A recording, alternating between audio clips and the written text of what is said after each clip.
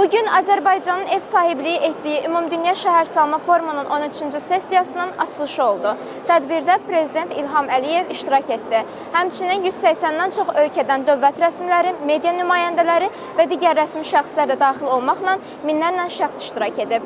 Dünəndən öz işinə başlayan forum mayın 22-sində yekunlaşacaq.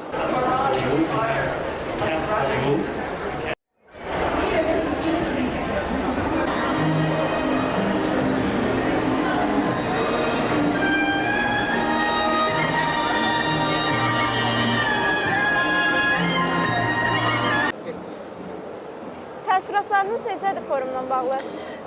Çox gözəl təşkil olunub. Təşəkkür edirəm təşkilatçılarımıza. Həmçinin könüllülərə çox təşəkkür edirəm. Çox yardımçıdılar bizə. Açılış mərasimində oldum. Cənab Prezidentimizin çıxışına baxdım. Çox maraqlı idi.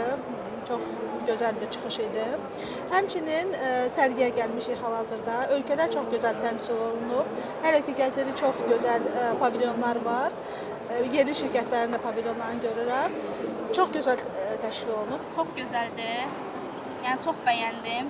Davamlı olaraq belə tədbirlər keçirilsə çox xoş olur. Zaten ben burada çalışıyordum. Buranın yapan şirkette çalışıyorum mimar olarak. Expo alanıyla ben sorumluydum.